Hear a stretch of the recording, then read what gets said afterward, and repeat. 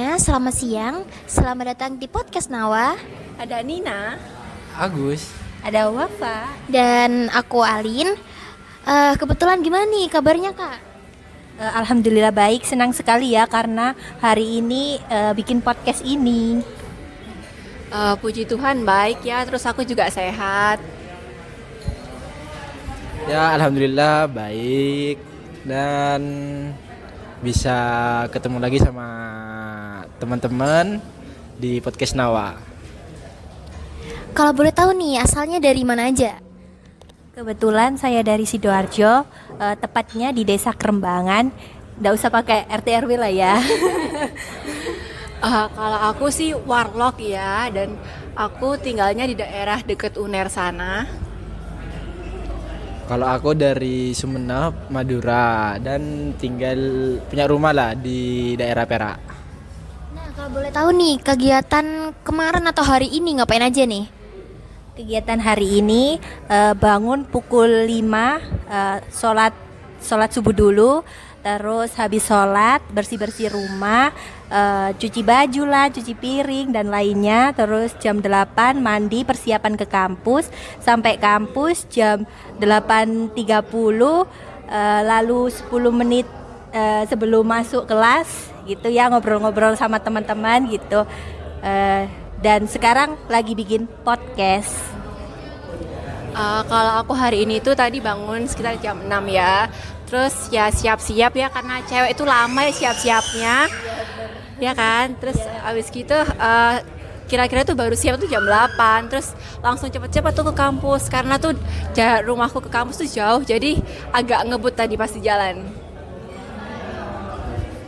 Kalau aku ya bangun tidur itu sudah di kosan teman. Terus habis itu jam 8-an persiapan buat berangkat ke kampus. Terus ya habis dari kampus ke sini dah. Nah, dengar-dengar minggu kemarin kalian ini lagi observasi ya. Kalau boleh tahu, kalian observasi di mana? Dan kalau boleh tahu seru banget apa gimana nih? Boleh diceritain dong? Boleh sekali, dengan senang hati. Jadi kemarin hari Jumat aku lagi observasi di daerah Pacet ya, khususnya di Desa Sajen gitu. Awalnya berangkat dari rumah itu jam 6, kemudian ngumpul bersama teman-teman dulu nih, gak langsung berangkat ke sananya, ngumpul-ngumpul dulu. Habis itu berangkat ke sananya bersama-sama begitu. Oke. Terus kan di Desa Sajen tuh kita wawancara tuh sama sekdesnya, nanyain ngapain, ada apa aja di sana. Terus setelah wawancara kita ke ternak tuh. Di ternak itu kita iseng ngasih makan kambing. Iya, sapi juga. Iya, bener-bener kebetulan kita juga satu kelompok, jadinya enak lah. Setelah itu Abis dari kandang itu kita ngidah tuh, ayo ke Trawas yuk buat makan-makan. Akhirnya kita ke Trawas. Sebelum itu tapi ini gak sih beli susu Pak Warno? Oh iya, kita beli susu, nggak tahu namanya apa, pokoknya tuh kayak ada di suatu pasar di Pacet gitu. Terus kita tuh ya ke Trawasnya itu Cenglu. Jadi kita naik motor terus gonceng 3 cewek-cewek karena kekurangan motor gitu.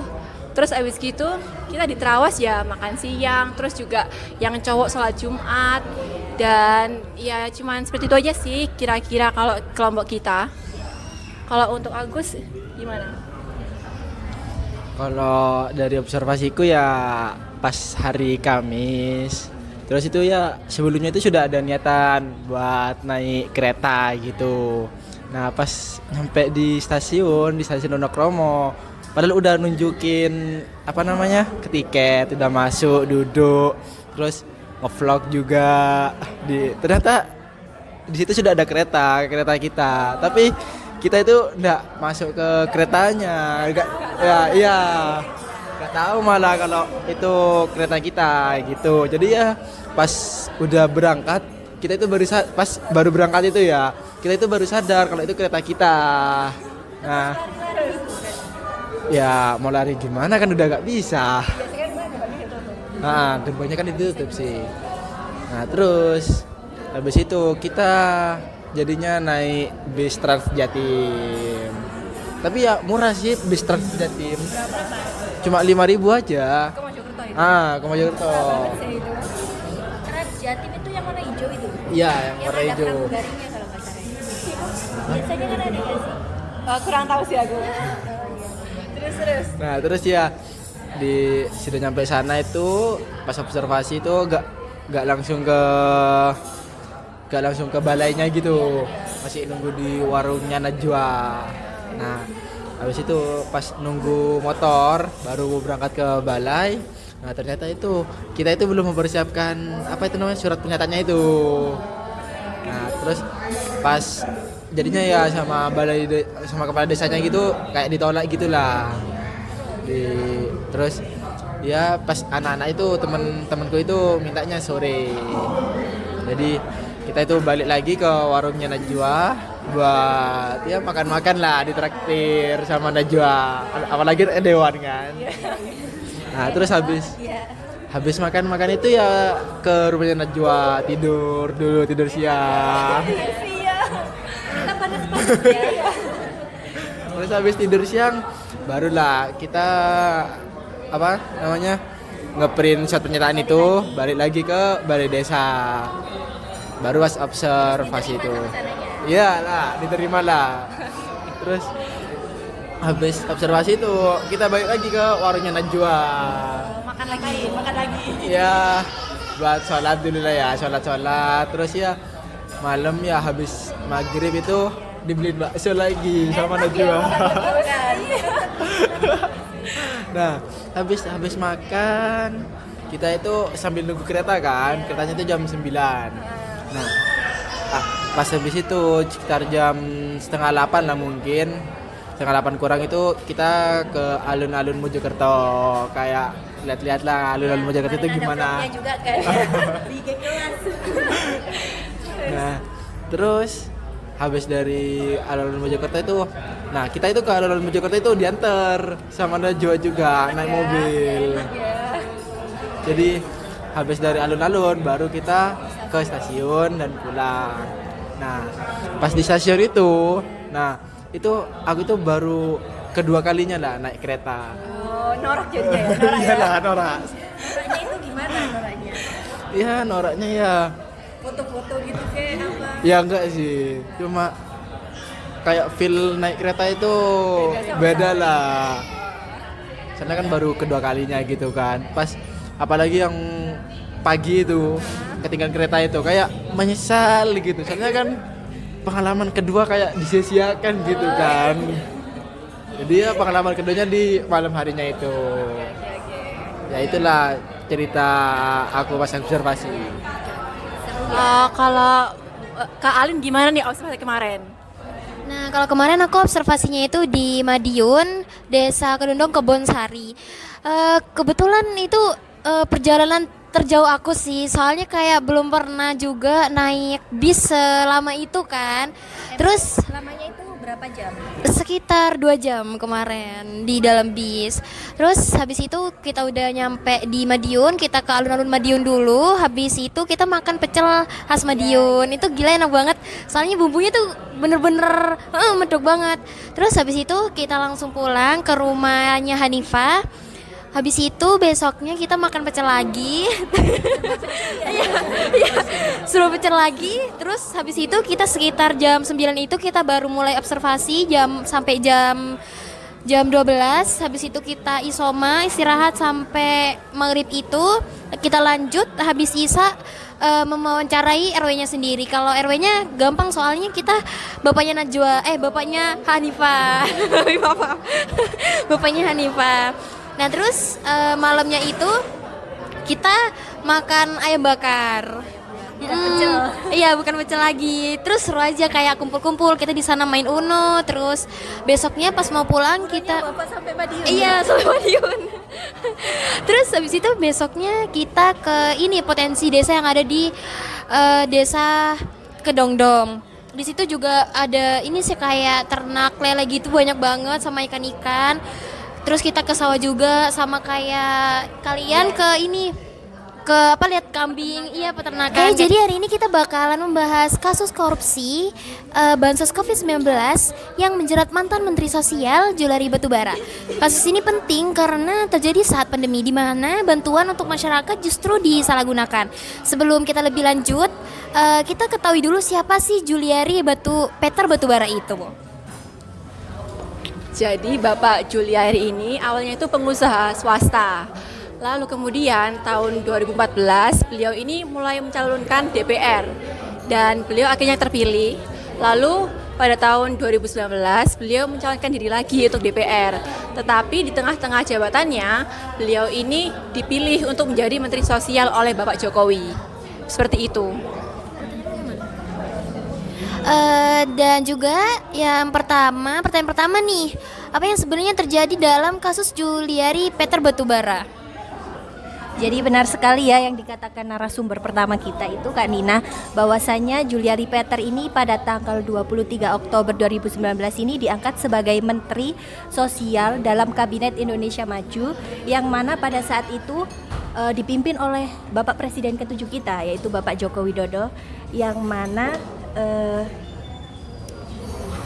Juliari Peter ini mendapatkan tugas atau diamanatkan oleh Bapak Joko Widodo untuk memberikan bantuan sosial kepada warga, yang mana pada saat itu bantuan sosial ini perannya sangat vital sekali ya, karena kan pada saat itu kita sedang ada wabah COVID-19 ya, Desember akhir itu ya, Desember akhir tahun 2019 itu dunia sedang diguncangkan oleh pandemi COVID yang sangat meresahkan itu ya. Dan pada awal 2020 itu pandemi COVID ini masuk ke negara kita, Indonesia. Dan di situ Bapak Presiden Jokowi ini berinisiatif untuk memberikan bantuan sosial kepada masyarakat yang terdampak wabah virus corona ini. Terus bantuan ini berupa bantuan langsung tunai, uang, dan juga bantuan pangan, yang mana yang bertanggung jawab atas distribusi bantuan sosial ini Juliari Peter sendiri gitu.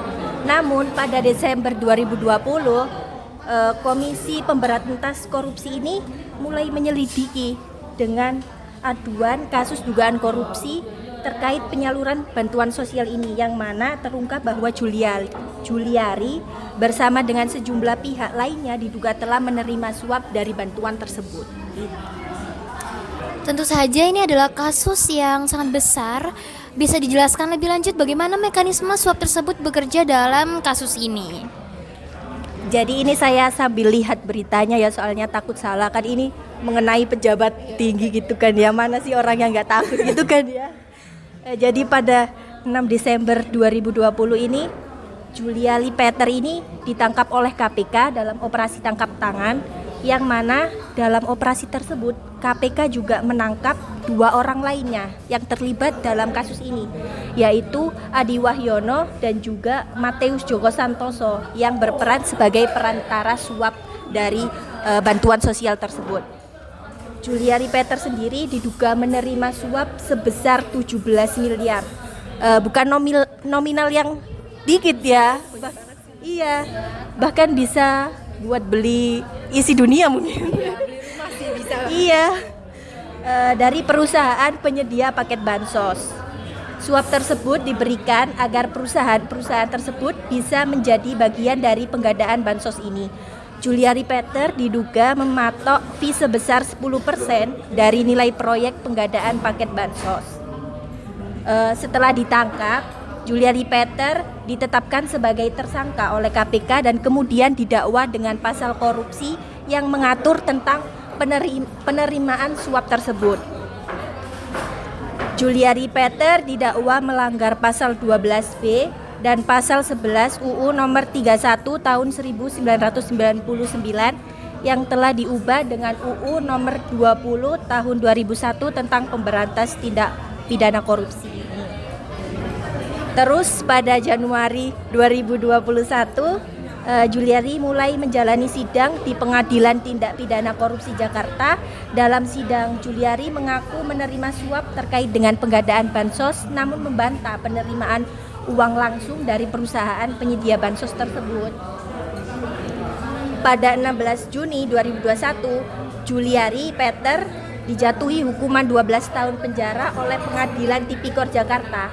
Selain itu, ia diwajibkan membayar denda sebesar 500 juta kalau nggak salah ya, yang jika tidak dibayarkan akan diganti dengan pidana penjara selama 6 bulan. Gitu.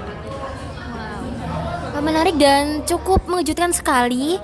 Apa saja yang menjadi akibat dari kasus ini, baik bagi Juliari sendiri maupun bagi masyarakat Indonesia? Kalau akibat dari kasus Julia Peter ini, nah Julia Peter ini akhirnya diberhentikan dari Menteri Sosial. Nah lalu yang lebih pentingnya lagi, ia dijerat dengan beberapa pasal pidana korupsi. Nah, dia akhirnya dijatuhi hukuman penjara oleh pengadilan. Nah, dan kasus ini memberikan dampak yang sangat besar terhadap publik dan juga masyarakat di Indonesia. Nah, khususnya dalam hal pengelolaan anggaran sosial. Sehingga krisis kesehatan dan ekonomi yang ditimbulkan oleh pandemi COVID-19 itu menunjukkan betapa lemahnya sistem pengawasan dalam penggunaan dana negara yang sangat merugikan masyarakat, hingga yang seharusnya mendapatkan bantuan itu masyarakat yang miskin. Nah, tapi ini yang masyarakat miskin ini banyak yang tidak memperolehnya gitu. Baik, apa langkah yang diambil pemerintah atau aparat hukum untuk menangani kasus ini? Nah, setelah terungkap ini kasusnya itu, KPK langsung turun tangan buat mengecek semua yang mendukung atas kejahatan tersebut. Jadi KPK ini memeriksa teman-temannya Juliari dan semua kerabatnya untuk diperiksa. Lalu juga pemerintah memperbaiki mekanisme pengawasan dalam bantuan dana yang dilakukan. Apakah ada perubahan dalam kebijakan sosial atau pengawasan setelah kasus ini? Mungkin KPK ini ya lebih aktif untuk memantau penggunaan anggaran negara, termasuk bantuan sosial ini lebih dipantau lagi supaya tidak jatuh ke orang yang salah lagi, biar tidak terulang kejadian seperti ini lagi. Dan yang terakhir, apa pesan yang bisa diambil dari kasus Julia Peter Batubara ini bagi masyarakat dan pejabat publik? Pesan utama yang bisa diambil ialah pentingnya integritas dan transparansi dalam pengelolaan dana publik. Nah, kasus ini menunjukkan bagaimana kebijakan yang baik bisa disalahgunakan jika tidak diawasi ketat. Bagi pejabat publik, nah, hal ini adalah pengingat bahwa kekuasaan yang diberikan kepada mereka harus digunakan untuk kepentingan rakyat, bukan untuk kepentingan pribadi. Bagi masyarakat, kasus ini mengingatkan kita tentang pentingnya partisipasi dalam mengawasi jalannya pemerintahan dan memastikan bahwa program-program sosial benar-benar sampai ke yang membutuhkan. Nah, sekarang kita udah di penghujung acara nih. Terima kasih banyak atas penjelasannya yang sangat informatif ini. Semoga kasus ini menjadi pelajaran berharga bagi kita semua. Terima kasih juga untuk para pendengar yang telah mengikuti podcast ini. Sampai jumpa.